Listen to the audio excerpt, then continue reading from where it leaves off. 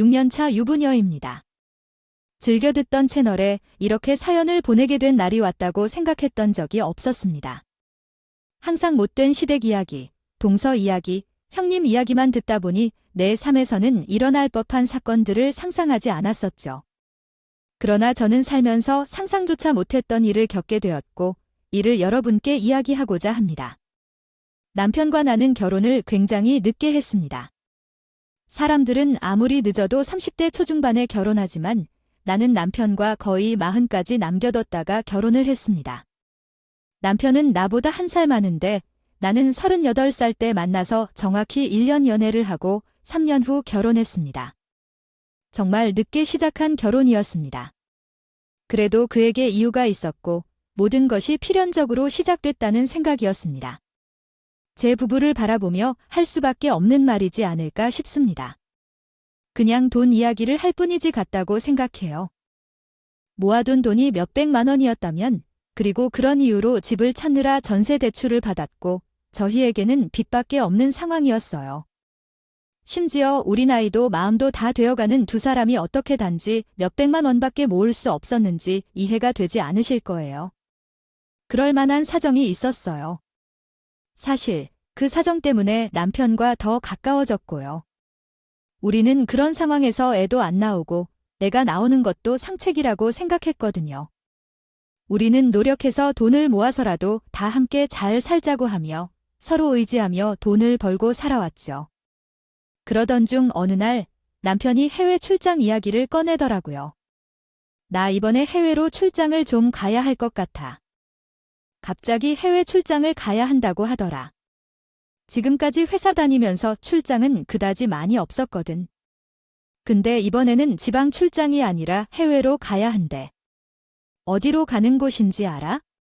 아, 그래서 그러는데 일본에 가보라고 하더랬지? 우리 회사에 신규 거래처가 생겼는데 우리 회사 입장에서는 불가피한 상황인가 봐에 다들 어쩔 수 없는 사정 때문에 못 가겠다고 하더라고. 와이프가 임신 중이라 못 가겠다던지. 그래서 내가 빈자리를 대신 채워야 한다고 했지? 얼마나 돌아갔다 오는 거냐고? 하니, 3일이면 될 것 같아. 아니, 아마 보름 정도 머물러야 하겠지? 저쪽 업체와 미팅을 해야 하고 근처 공장도 직접 봐야 한다던데. 위에서 지시를 받았으니 어쩔 수 없이 가봐야지.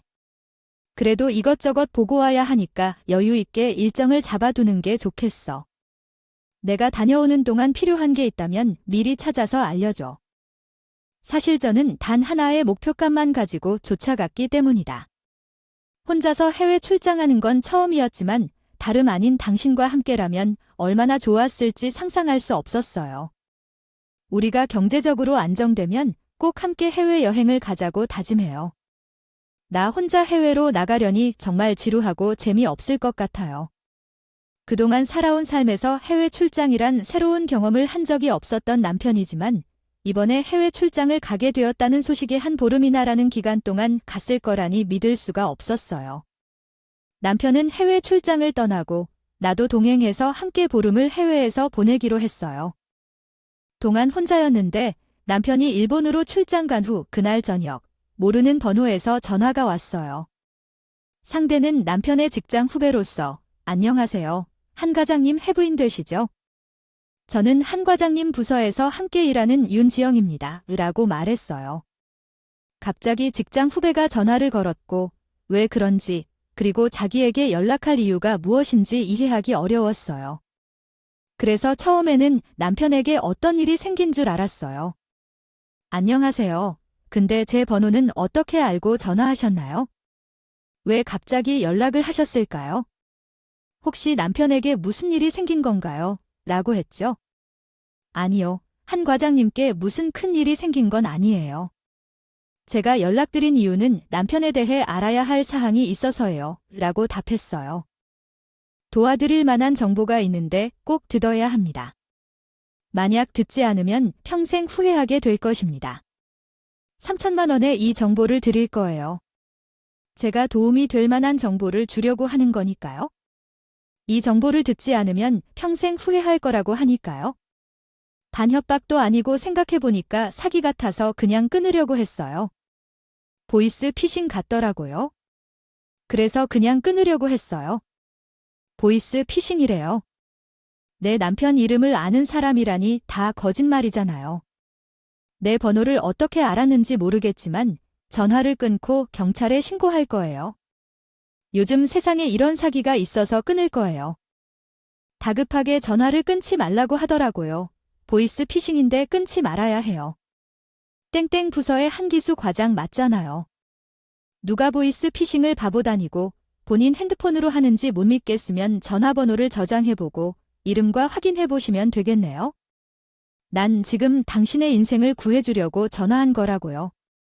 당신의 남편이 당신에게 과거를 숨기고 있다고 저는 갑자기 연락해서 대뜸 남편이 저를 속이고 있으며 제가 모르는 정보를 주겠다며 하다가 3천만 원이라는 거액의 돈까지 요구하는 이 사람이 무척 의심스러웠어요. 그래서 정보에는 관심이 없고 어떤 의도로 접근하는지 알아냈죠. 저기요, 나는 제3자가 이야기하는 남편의 과거 따위 듣고 싶지도 않아요. 자신의 얼굴도 제대로 보여주지 않고 있으니까요. 전화번호를 밝힌 사람의 말을 어떻게 믿어야 할지 모르겠습니다. 그리고 당신이 제 남편의 직장에서 같이 일하는 대리인인지 악의적인 사람인지 어떻게 구별할 수 있는지 알 수 없어요. 왜 접근하셨는지, 그것도 제 남편이 해외로 출장 중에 몰래 전화를 한 것인지 도대체 어떤 의도인지 이해할 수 없어요. 상대방이 이야기를 듣다가 조금씩 정보를 알려주는데도 믿기 어려운 이야기를 하고 있었어요. 그렇죠. 얼굴 모르는 사람이 하는 얘기라서 믿기 힘든 부분이 있을 수도 있겠죠. 하지만 진짜예요. 저는 27살이고 이번에 한 과장님의 회사에 입사했어요. 제 아버지를 찾으려고요. 한기수라는 분은 저를 버리고 제 어머님까지 버리고 사라진 파렴치한 인간인 사령한 이후 내 아버지예요. 그랬으니 무슨 말이 이런 터무니없는 소리를 하는지 모르겠어요. 이봐요. 윤지영 씨, 당신이 제 남편의 딸이라면 그 흔한 성도 같아야 하는 게 아니에요. 그건 우리 엄마의 성을 따르는 거고요. 애비 나는 쓰레기 성을 따르기 싫어해서요. 변명할 수 있지만 그건. 근데 내 남편은 지금까지 살면서 제대로 된 연애를 한 번도 해본 적이 없어서 서투럽기 그지 없었던 사람이에요. 1년이나 연애한 뒤 결혼했고 만약 나랑 그런 파렴치한 인간이었다면 당연히 알았겠죠. 지금 다른 사람이 내 남편을 착각하는 게 아니에요. 세상에 한기수라는 남자가 내 남편밖에 없는 것도 아니에요. 저도 그러길 바랐어요. 뻔뻔하게 우리를 버리고 가서 자기 혼자 잘 먹고 잘 살아가기 위해 다른 여자랑 결혼했다면 아니길 바랐어요. 저는 복수하려고 이 회사에 들어왔거든요. 지금 문자로 제 신원, 심지어 저희 엄마의 신원까지 적힌 가족관계 증명서를 보냈어요. 한 번만 이해해주세요. 확인해보세요. 여자 후배는 자기와 자기 엄마의 이름이 쓰인 가족관계 증명서를 제게 보내주었어요. 근데 거기 우리 남편의 이름이 쓰여있지도 않았죠. 그런데 대체 무슨 근거로 제 남편을 아빠라고 굳게 믿고 있는 건지, 웬 미친 인간이 말 같지도 않은 소리를 하면서 돈을 뜯어내려고 하는 건가 싶었어요. 당신이 보낸 서류에 내 남편의 이름은 어디 있나요? 아, 이걸로는 내 남편이 당신들이 버리고 간 남자라는 증거가 되지 못하잖아요. 그래 유전자 검사라도 했나요? 대체 우리 남편이 왜 그쪽 아빠라고 굳게 믿고 있는 건데요? 말해봐요. 제가 46살의 한기수라는 남자를 찾아다녔던 게 이번이 처음일 것 같으세요? 저 46살 한기수한 남자들이 있으면 무조건 다 접근했고 유전자 검사요. 당연히 했어요. 이번에는 당신 남편을 찾아온 거고요. 당연히 유전자도 되죠. 같은 회사에서 직장 동료가 머리카락 몇 가닥을 구하는 것은 그리 중요한 일은 아닙니다. 유전자 검사지도 보내드렸으니 확인해 보세요라고 하더니 정말로 유전자가 99% 일치한다고 적혀있는 유전자 검사지를 사진 찍어 제게 보내더라고요. 아직도 믿지 못했어요. 서류 위주일 수도 있고 거기 적힌 한기수가 제 남편이 아닐 수도 있는 거잖아요. 본인은 지금 우리나라에 있는 46살 한기수라는 남자를 여러 차례 찾아보았다고 말했어요. 그러면 이번에 검사지에 적힌 한기수라는 이름이 제 남편의 이름인지 아니면 다른 한기수의 것인지 어떻게 아나요? 그래서 제 머리카락을 드릴 테니 직접 해보시죠. 그러면 믿으실 건가요? 전 계속해서 의심을 표했더니 여자 후배가 꽤나 당당하게 반박했습니다. 상황이었기 때문이죠.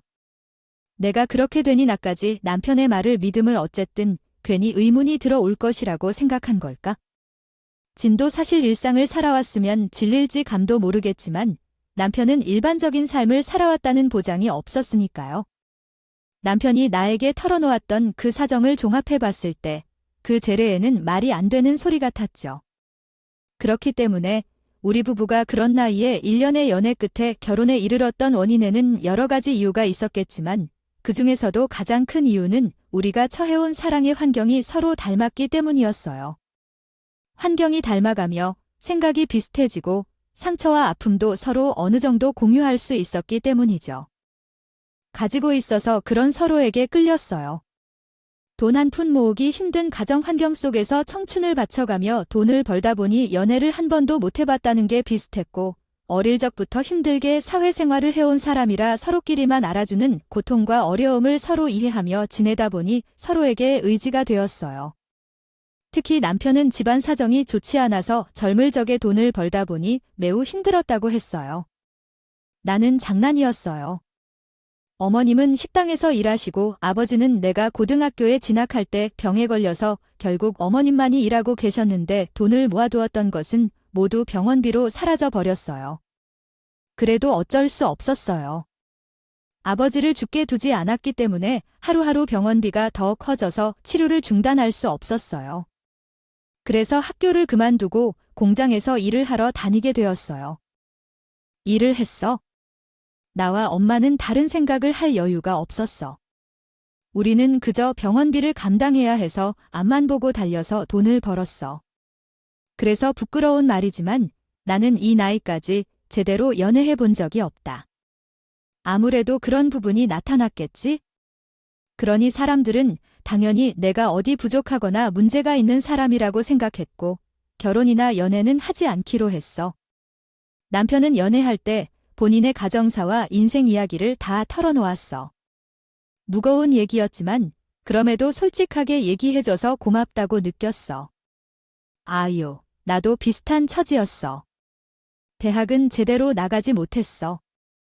남아선호 사상으로 아버지는 큰 오빠만 대학에 보냈고 나와 언니는 시집가면 끝이라고 했어.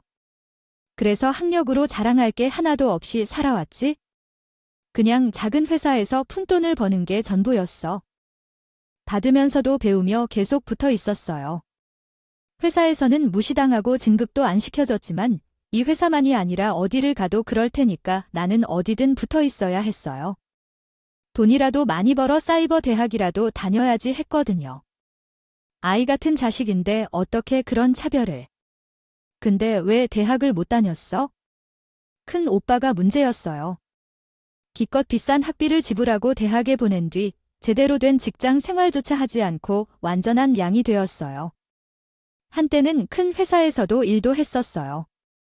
그런데 무슨 이유에서인지 도연히 회사를 그만두고 집에만 처박혀 있더라고요. 큰 언니는 결혼을 했다가 남편이 경제활동을 하나도 못하고 사업을 한다며 다 망치고 이혼했고요. 나의 딸도 한 명 있는데 전 남편한테 안 보내려고 아각스럽게 일해서 꿀 빨고 살아요. 집에서는 여러모로 일이 많았군요. 그런데 큰 오빠는 여전히 경제활동을 하지 않고 계시는군요. 자기 아버님도 일찍 돌아가셨다며 그러면 어머니는 어떻게 누가 돌보고 있나요? 그건 큰 오빠가 하고 있구나. 현재는 그나마 직장이 있지만 그것마저도 꾸준히 나가고 있는지 잘 모르겠고 결국 엄마를 모시기 위한 명목으로 내가 우리 엄마에게 주는 생활비가 있는데 그 돈으로 함께 생활하고 있어요. 엄마는 여전히 아들을 최고로 생각하시네요. 생활비를 좀 더 보내라는 말이 몇 번이나 나오지만 너는 무시하고 있는 것 같아. 아무리 그래도 그러다 보니 이야기를 하면 도망가더라고 해요. 아직도 그렇게 생활비를 보내주고 있지만 최근은 그렇지 않네요. 지난해부터는 엄마 몸값만큼만을 보내고 있어요. 솔직히 말하면 내가 그렇게 해봤자 엄마와 큰 오빠도 고마워하지 않을 거예요. 아느니까요. 근데 어릴 때부터 그런 대접을 받아와서 그런가 그게 당연한 줄 알았어요. 그래도 어느 정도 나이가 들니까 이러는 내가 좀 등신 같더라고요. 그래서 그때부터는 단호하게 끊고 딱 자식된 도리만 하고 있는데 그동안 퍼준 게 많기도 하고 이제 착실히 모은 지 2년 정도 됐거든요. 뭐 하든 돈이 많지 않아요. 지금이라도 단호하게 끊었다니 다행이네. 아이들은 듣는데 내가 다 속상하다. 아무리 천륜인 일을 하지만 부모가 자식을 차별하여 키운 마당에 왜 자식만 자식됐던 도리를 해야 하는지 나는 잘 모르겠네. 남들은 뭐라 할지 몰라도 난 당신 편이야. 당신이 단호하게 끊어낸 게 훨씬 더 현명하고 잘한 선택이라고 말해주고 싶어. 저희는 서로의 치를 드러내며 남편과 나는 서로에게 받아들여지지 못했던 결핍과 상처를 서로 보듬어주며 부부의 유대를 이어왔어요. 그동안 제 남편은 언제나 여자 문제로 고민한 적이 없던 사람이었고 그런데 무슨 일 머물러 간 딸이 있다고 하겠어요? 당연히 그런 말을 하는 그 여자가 미친 사랑하는 사람인 줄 알았어요. 제 머리카락을 주라며 유전자 검사를 해보라니까 그런 요구는 남편에 대한 내 신뢰를 저버리는 일 같아 죄책감이 들더라고요. 선뜻 그런 일을 하자니 머리카락조차 내놓지 못하겠다 보니 그 여자 후배는 답답해할지도 몰라요. 처음부터 내가 하는 말을 믿을 생각조차 없었나 봐요. 어느 정도 이야기하면 이해해줄 줄 알았는데 방금 전 나와 남편이 주고받았던 메시지를 확인하라 하니까 정신적으로는 여배는 제가 믿지 않을 줄 알았다며 편이랑 한 것 같은 톡을 잔뜩 캡처해서 보내줬어요. 여자 후배가 먼저 제 남편에게 톡으로 이야기를 걸었어요. 과장님, 혹시 옛날에 윤지원이라고 기억하시나요? 아니요, 잘 모르겠는데 제가 알아야 하는 사람인가요? 거기 고등학교 출신이고 그 대학교 나오셨죠. 거기 고등학교 다닐 때 윤지원이라는 여학생 만나셨던 걸로 아는데요. 윤지영 씨가 그런 걸 어떻게 아는지요? 당신의 정체가 뭐예요? 나한테 왜 그런 걸 묻는 거예요? 그 대학에 나온 건 맞지만 윤지현이라는 사람은 모릅니다. 기억조차도 못하신다니 정말 쓰레기 중에서도 쓰레기가 따로 없네요. 내가 바로 당신 딸이에요. 당신이 얼굴 한 번 못 본 당신 딸, 윤지희입니다. 제 엄마고 남편은 여자 후배 토에 무척 놀랐습니다. 당황한 듯 했어요. 남편도 자신이 딸이 있는 줄 알았던 것 같았어요. 윤지영 씨가 지금 27살이 아닌가요? 본인이 내 딸이라고 한다면? 아, 정말 기억이 안 나요. 사진이 있다면 보여주실래요? 그래야 나도 제가 맞는지 아닌지 확인할 수 있을 텐데요. 여자 후배가 남편에게 윤지영이라는 여자의 사진을 보내줬을 때 남편은 그때야 기억이 났던 것 같았어요. 얼굴 보니까 이제 좀 기억이 나시나요? 도대체 얼마나 물러나게 살아오면 본인이 만났던 여자 이름을 들어도 기억을 못하죠. 당신 같은 인간이 내 생물학적 아빠라는 게 정말 수치스러워요. 우리 엄마는 아직까지도 당신의 이름과 얼굴을 전부 기억하고 있는데 때린 사람은 기억 못하지만 맞은 사람은 기억한다는 것. 아, 그건 오해입니다. 나는 지연이랑 잠깐 만났어요. 그렇게 깊은 사이도 아니었고요. 그리고 윤지영 씨를 임신하고 있다는 것도 몰랐었다고. 그래서 지금 뭘 어쩌자고 나한테 이런 이야기를 하는 거죠?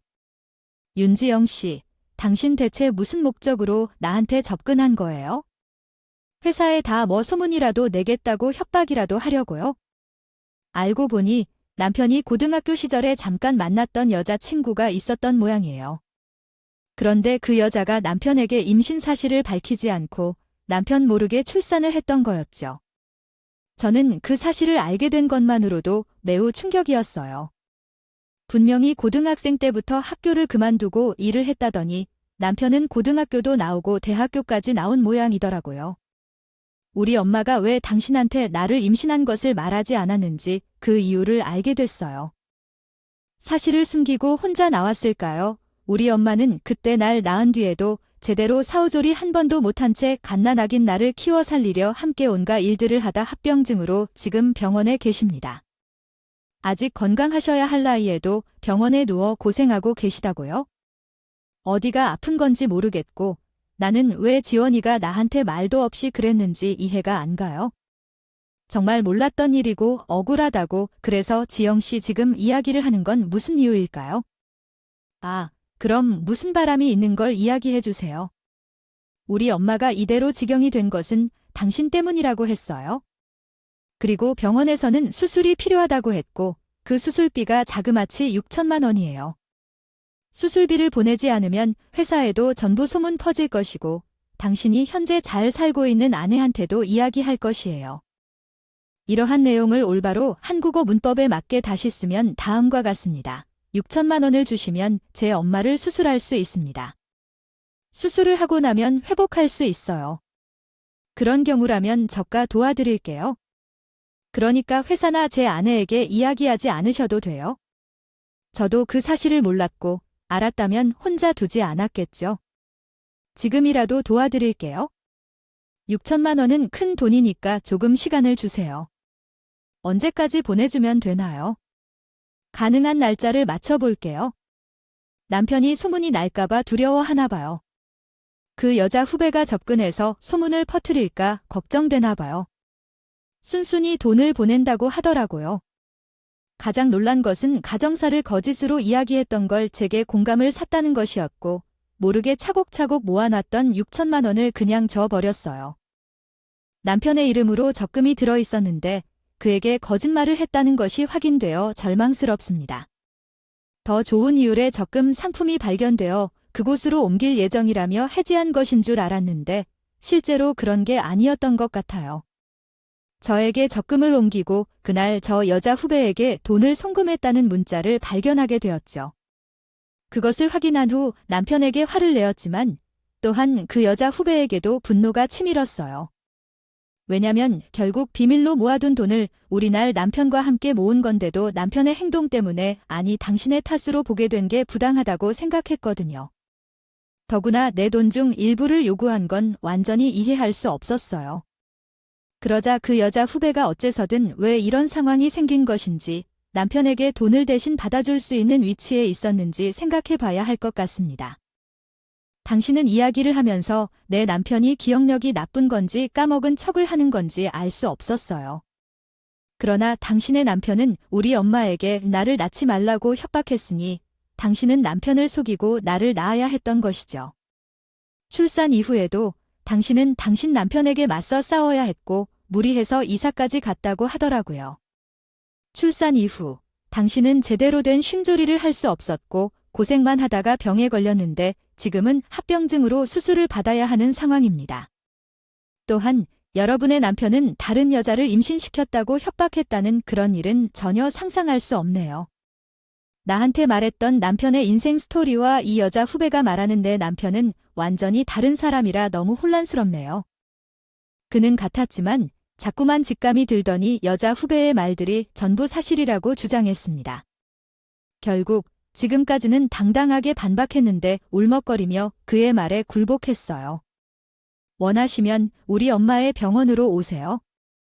대면으로도 해결해 드릴 수 있어요. 기억이 안 난다는 사람에게 논란을 일으켜봤자 의미가 없다는 생각이 들었어요. 이미 자기 잘못을 다 잊어버린 사람인데 사과를 받는 것도 의미가 없겠다 싶었고요. 차라리 전부 기억해 사과하는 게 낫다고 생각했어요. 저도 굳이 당신에게 연락하지 않았을 거예요. 자기 잘못을 인정하는 것조차 아예 잊어버리고 살고 있는 사람이 얼마나 뻔뻔한지요. 그 사람은 자신의 과거 때문에 뒷걸음질 쳐야 할 사람입니다. 나는 그 사람을 곧 나락으로 떨어뜨릴 겁니다. 회사에도 온갖 이야기를 퍼뜨릴 거예요. 그 인간은 날 따라다니는 거예요. 그러니까 일을 버리기 전에 나한테 알려준 거라고요? 나는 아직도 그를 믿을 수가 없어요. 나에게 들려준 남편의 삶 이야기는 지금 당신이 이야기하는 삶 이야기와 매우 다르답니다. 그 모든 것이 전부 거짓말이라고 해요. 나는 진심으로 그를 믿었고 내 자신을 드러내며 남편으로부터 공감과 위로를 받았다고요. 그런 아픔을 경험하지 않은 사람이 어떻게 나를 이해하고 공감할 수 있을까요? 정말로 잘못 알고 계신 게 아니에요? 유전자 검사를 다시 받으시거나 남편의 털이나 머리카락을 가져오시라고 합니다. 나는 당신에게 연락해서 사실들을 알려준 건 빠르게 이혼하라고 알려준 거예요. 그래서 그 인간이 어떤 일을 저지르더라도 죄 없는 당신이 피해를 입지 않도록 그와 함께하지 않는 게 좋다고요? 개고생하게 않을 거 아니에요? 나는 그 인간을 찾은 이상 우리 엄마가 받았던 고통을 똑같이 돌려줄 생각이에요. 지구 끝까지 쫓아가서라도 우리 엄마가 혼자 힘들었던 것처럼 그 인간도 혼자서 힘들게 될 거예요. 주변에 아무도 남지 않은 채로 말이에요. 여자 후배는 남편에게 복수할 예정인데 그 전에 저랑 남편 사이를 끊어놓고 싶어서 저에게 연락했다고 했어요. 부부의 연을 끊어놔야 남편놈이 주변에 아무도 없이 다시 혼자가 될 거고 자기 엄마가 겪었던 고통의 반해라도 이해할 수 있지 않겠냐고요. 알겠어요. 그럼 우리 직접 얼굴을 보고 이야기해요. 어디로 가면 될까요? 내일 당장 갈게요. 전 그렇게 남편이 해외 출장을 간 사이 여자 후배의 엄마가 입원해 있던 병원으로 갔더래요. 그리고 실제로 그녀가 수술을 앞두고 있었다는 사실을 알았습니다. 제 남편에 대해 전혀 모르는 사실을 알고 계신다고 해서 직접 만나 이야기하러 왔어요. 일단 유전자 검사를 맡겼고 만약 거짓말이면 지금이라도 사실대로 이야기해 주시기를 바라요. 그렇게 하면 저도 더 큰 문제를 일으키지 않고 그냥 돌아갈 거예요. 지금이라도 이야기해 주세요. 제 남편이 본인이 알고 있는 그 남자가 맞는지요. 딱하게 말하며 제 남편의 사진을 그 여자에게 보여주었어요. 그 여자는 우리와 동갑이었지만 더 나이가 많아 보이는 얼굴이었어요. 젊었을 적에 고생을 많이 한 것 같았습니다. 저보다 훨씬 더 힘든 이야기예요. 믿기 힘드시겠지만 맞습니다. 저도 제 딸에게 이야기할 때는 이렇게 커다란 문제가 될 줄은 몰랐죠. 제 딸은 성격이 본성 같아서 몇 년을 빙빙 돌면서 이런 일이 벌어질 줄은 상상조차 못했어요. 제가 찾아다니며 말리려고 해도 소용이 없었어요. 그런데 그 사람이 결혼을 했다는 소식을 듣고 나니까 솔직히 억장이 무너지더군요.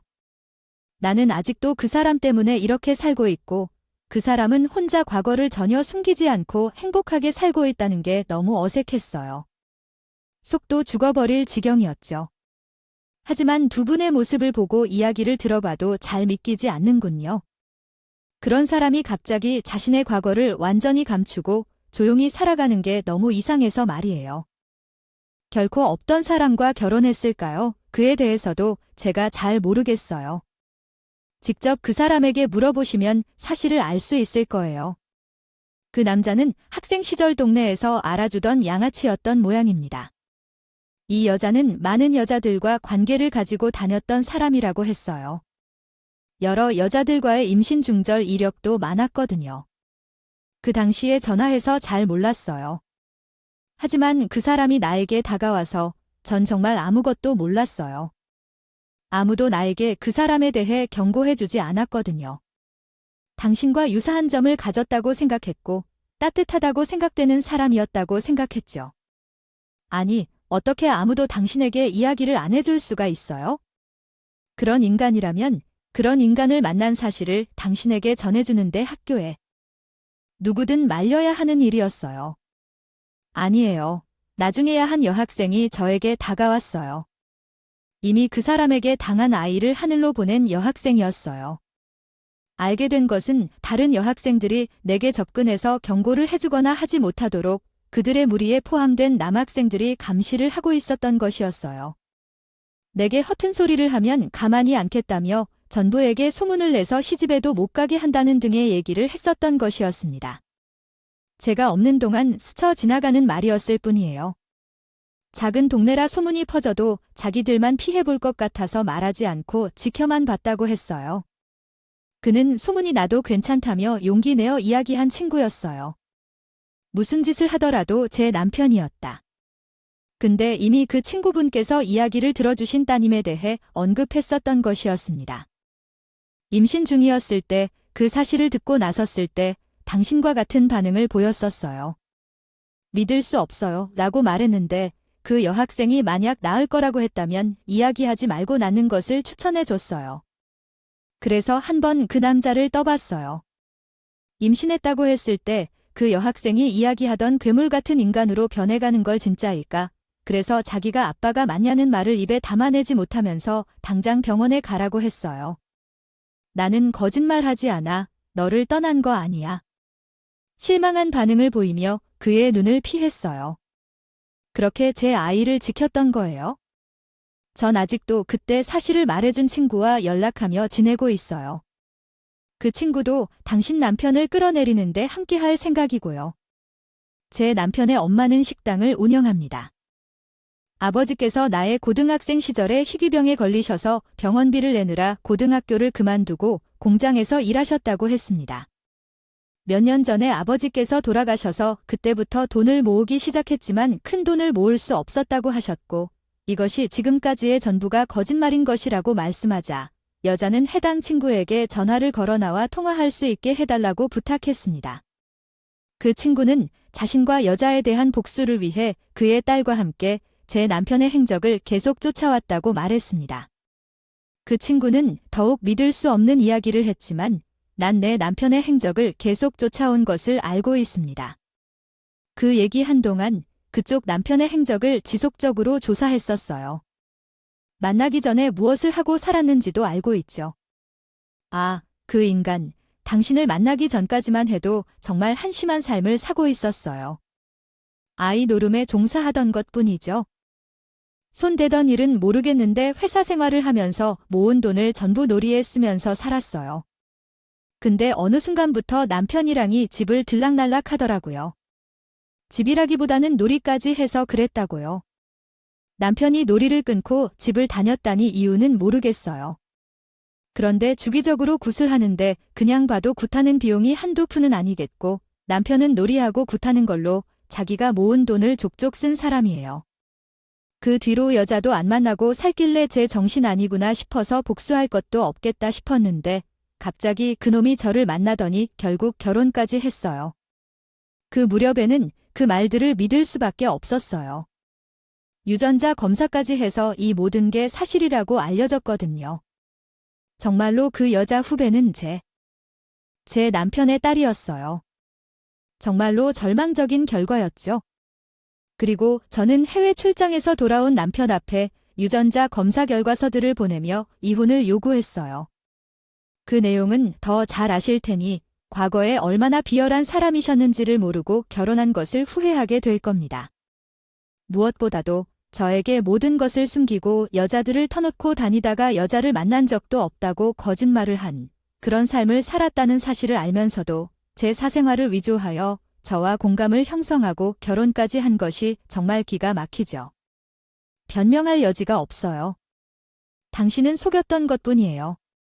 과거에 자행한 악행이 얼마나 가혹한 행위인지 알아야 해요. 그런 사실조차 기억하지 못하는 게 가장 최악이에요. 이제는 더 이상 당신과 한 집에 있을 수는 없으니 지금 당장 이혼서를 내야 합니다. 남편은 갑자기 눈앞에 들이밀린 검사지를 보고 제게 무릎을 꿇고 빌기 시작했어요. 여보, 윤지야, 너한테 이야기 다 한 거야. 여보, 내 말 좀 들어봐. 내가 잘못했어. 근데 정말 철없이 한때 장난으로 그랬던 거야? 그때는 내가 한 짓이 무슨 짓인지도 잘 모르던 때였어. 고등학생들 다 그렇잖아. 남들 돈을 뺏고 따돌리면서도 자기들이 하는 짓이 얼마나 나쁜 짓인지 잘 모르는 것처럼. 아, 나도 그랬던 거야. 그냥 학생 때 패기 넘치고 철없어서 버렸던 짓들 뿐이라고. 그때 이후로 나도 엄청 반성했고, 무엇보다 나는 벌도 받고 회개도 했어. 지금 당신이 한 짓이 돈을 뺏고 애를 따돌리는 거랑 같은 수준이라고 생각해. 물론 그것도 최악이지만 당신은 생명을 가지고 장난하는 거야. 진짜 그게 그거랑 같다고 생각해서 지금 비교를 하려는 말이에요. 당신이 지금 하는 말들만 들어봐도 당신이 한 행동이 얼마나 나쁜 행동이었는지 알 수 있어요. 소름 끼치게 진짜 대체 당신이 어떤 벌을 받았는지. 사실대로 이야기하자면 대학생 때 몸이 계속 좋지 않았어요. 계속 몸이 무겁고 피곤하고 여기저기 근육통이 있었고 뭔지 알 수 없는 통증이 좀 시달렸어요. 정형외과에 가거나 한의원에 가거나 내과에 가도 원인을 알 수 없었어요. 그래서 혹시 모를까 싶어서 점을 보러 갔는데 거기서 무당이 내가 학생 때 어떻게 살아가는지 맞추더라도 계속 그렇게 살다 가면 단명한다는 얘기를 들었어요. 아랫돌이 간수를 잘해야 한다고 했어요. 그리고 이미 나한테 사간 목숨들이 전부 내 업보로 몸 여기저기에 들러붙어 있을 거라고요. 충격적이었어요. 수로 전 재산을 탕진한 것과 다름없던 이유가 그런 거였던 거라고 생각해요. 제가 볼 때는 단지 그가 자신의 행동을 합리화하기 위해 그랬던 거 아닐까 생각돼요. 어떻게 그런 일들을 모두 숨기고도 멀쩡한 척하고 쟤와 만날 수 있는 건지 너무나 소름 끼쳤어요. 아니, 그래서 그게 당신이 받은 벌이라고 이야기하는 거야? 정작 당신이 상처를 주고 피해를 준 사람들에게 사과를 한 적이 전혀 없었는데 어떻게 벌을 받았다고 이야기할 수가 있죠? 또 무슨 소리고 그냥 당신 혼자 회개했다고 말할 게 아니면 회개를 한 거니까요. 그리고 그렇게 상처를 받은 사람이 지금은 매우 잘 살고 있었잖아요. 그건 내가 지난 영혼들을 모두 천도해 주었기 때문에 그러한 일이 가능한 거죠. 그래요. 난 절대 아이도 나온다면 안 돼요. 내가 들은 건 내 자식이 나오면 내 부가 전적으로 내 자식에게 간다는 것이라는 이야기였다. 그래서 그동안 뭘 해왔든 돈에 모든 것을 쏟아부었어. 매년 주기적으로 하면서 영혼을 달래라고 했단 이야기야. 근데 진짜 그걸 하고 나서부터 몸이 괜찮아지더라. 지금은 그나마 사람다운 삶을 살고 있는 거야? 정말이지. 나는 그 후로 교회에도 가고 고해성사도 했고 회개도 했어. 나는 구원받았다고 생각했어. 그래서 당신을 만나게 된 거지? 그럼에도 불구하고 혹시 모르니까 아이를 낳지 말자고 했던 거야. 내 부모님이 우리 자식에게 각이라도 할까 봐 얼마나 굿을 지불했는지. 나를 만난 후에도 꾸준히 굿을 했니? 나 모르게 굿을 하고 다녔니? 그런데도 가정사가 안 좋아서 돈을 못 모았다고 소설을 썼던 이유를 듣고 나니 너는 진짜 최악이다. 내 가정사정을 다 알게 된 후로는? 너는 아주 우스웠다. 적당히 비슷하게 슬픈 가정사를 만들어 나한테 둘러싸면서 무슨 생각했니? 내 가정사를 들으면서 죄책감을 느끼게 해 가짜 이야기를 해 슬픈 척, 힘들었던 척했던 당신의 얼굴을 생각하면 소름이 돋아서 참을 수가 없다고 했지만 나는 진짜 학생 때 이후로는 여자들한테 일러 그런 짓을 하지 않았어. 정말이야. 그 후로는 그냥 나 혼자 지냈고 연애도 안 했어. 솔직하게 이야기할 수 없으니까 뭐라도 둘러쌌지만 그래도 당신한테만큼은 진심이었어. 절없이 어린 시절에 내가 다른 여자들한테 했던 몹쓸 짓들은 정말로 잘못한 것들이지만 나 당신한테만큼은 잘했잖아. 나 당신한테만큼은 전부 진심이었다고. 그래. 근데 나한테 거짓말한 것들에 대해서는 죄책감이 있다. 아무래도 제가 제대로 이해하지 못했던 것 같아요. 다음은 더 이해하기 쉽도록 재구성한 문장입니다. 어쩜 듣지 못한 것 같아요. 우리는 종종 당신 가정사나 우리 연애 이야기를 했고 우리 학교 다닐 때 이야기도 했어요. 그런데 당신은 그때마다 제게 거짓말을 했던 거죠. 왜 항상 그렇게 거짓말을 할 수 있었나요? 만약 진심이었다면 사실대로 이야기해야지. 비록 최악의 삶이나 모습이었다 해도 차라리 곧바로 말해야 했어요. 제게 실망할까 봐 내가 그랬던 거였어요. 제가 진짜 변했는데 그때의 저가 아니라고 당신이 믿지 않을 것 같아서요. 과거의 모습을 알아 이렇게 화를 내는 것 같아요. 당신이 학생 때 이야기를 할 때마다, 가족 이야기를 할 때마다 거짓말을 하고 살아온 것 아닌가 싶어요. 했다는 소리도 길게도 한 적이 없다. 지금까지 얼굴색 하나 변하지 않고 거짓말을 했던 것으로 알려져 있었는데 나와 함께 살면서 다른 거짓말을 했을지 아닐지 어떻게 아닐지는 알 수 없다. 그래도 당신이랑 결혼 생활을 계속 유지해도 증거를 찍든지 이혼 소송까지 가든지 당신의 마음대로 해. 나는 두 얼굴을 더 이상 볼 수 없어요. 마을 사람들에게는 어떤 대화를 나눠야 할지 모르겠어요. 마치 내가 당신의 거짓말로 인해 문제가 생긴 것처럼 들리네. 남편과 솔직하게 이야기할수록 정내미가 떨어지고 있어요. 차라리 솔직하게 이야기하지 못해서 미안하다고 먼저 사과했다면 조금 덜 실망했을 텐데 마치 내가 믿어주지 않고 편견을 가지고 바라본 것 같다는 느낌이 들었어요. 자기가 거짓말해야만 했던 이유가 저였다고 이야기하는 남편의 모습에 경악을 금할 수밖에 없었죠. 남편은 내 새끼만큼 못만 어른일 뿐이에요. 저희 부부는 이혼 소송을 진행 중이었고 그런데 제 여성 후배가 연락하여 제 엄마가 수술을 받았지만 회복 기간이 어려울 것이라고 알려주었습니다. 그녀는 마음에 이런 세상에 안녕이 작별하도록 하라고 조언했습니다. 엄마가 계시는 동안 그 사람에게 보복해서 마음 편히 떠나시기를 바란다며 마음을 놓도록 권유했습니다. 제 마음이 그대롭게 이루어졌으면 하며 이 인간과의 이혼 소송이 끝날 때까지 나에게 불이익이 생길까 걱정한다면 그것에 대해 걱정하지 말라고 말했습니다. 그녀는 이것을 알려줘서 오히려 더 감사하다고 했습니다. 어떤 일이든 필요하다면 도와줄 것이며 27살 어린 나이지만 엄마와 아빠 없이 혼자 살아가야 한다는 생각에 마음이 착잡하며 답답한 마음이 크다고 했습니다. 알고만 있다가 아무것도 하지 않을 거예요. 학생 시절에 있었던 일들을 과거로 남겨두었으며 결혼 후에는 그 모든 것을 숨겼다가 이혼했다는 사실까지 소문나게 할 생각입니다. 그 사람이 나중에 다른 회사로 이직하면 거기에도 나서서 사실을 밝힐 것이고 또 다른 사람을 만난다면 그 사람에게도 같은 방식으로 알려줄 겁니다. 엄마의 친구가 도와줄 거라고 했어요.